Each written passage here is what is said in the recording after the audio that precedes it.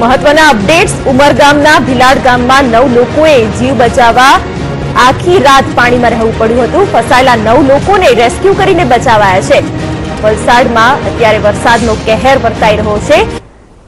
સાર્વત્રિક વરસાદ થયો છે પણ વલસાડમાં જે સ્થિતિનું નિર્માણ થયું છે GHCL ની પાછળ દરોઠા ખાડીનું પાણી મકાનમાં ઘૂસી જતા ફસાયેલા લોકોએ આખી રાત મકાનની છત પર વિતાવી પડી। મોડી રાત્રે આ ઘટના બની હતી ત્યારે આ અંગે વહેલી સવારે ગ્રામજનોએ પોલીસને જાણ કરી હતી અને પોલીસ તેમજ ફાયર બ્રિગેડની ટીમ ઘટના સ્થળે પહોંચી હતી।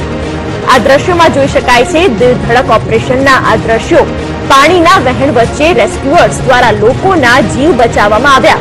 દોરડા બાંધીને ફસાયેલા લોકોને બહાર કાઢવામાં આવ્યા। 9 જેટલા લોકો પાણીમાં ફસાયેલા હતા જ્યારે કેટલાક પશુઓ પણ ફસાયા હતા જેમને રેસ્ક્યુ ટીમ દ્વારા દોરડા વડે બહાર કાઢવામાં આવ્યા। જોઈ શકાય છે દોરડા સાથે પશુઓને બહાર કાઢવામાં આવી રહ્યા છે। એક પડકારજનક પરિસ્થિતિ પણ કહી શકાય। સમગ્ર વિસ્તારમાં ખાડીના પાણી ફરી વળ્યા હતા ત્યારે દોરડા બાંધીને ફસાયેલા 9 લોકોને રેસ્ક્યુ કર્યા જ્યારે 15 જેટલા પશુઓને પણ રેસ્ક્યુ ટીમે બચાવી લીધા હતા।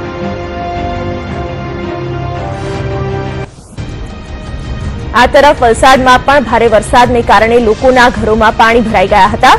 ભારે વરસાદની લોકોના જીવ તાળવે ચોંટ્યા હતા। અનેક લોકો ઘરોમાં ફસાયા છે ત્યારે લોકોને બચાવવા માટે બોટ દ્વારા રેસ્ક્યુ ઓપરેશન હાથ ધરવામાં આવ્યું છે। રેસ્ક્યુ ટીમ દ્વારા પાણીમાં ફસાયેલા લોકોને બચાવવાની કામગીરી હાથ ધરવામાં આવી છે।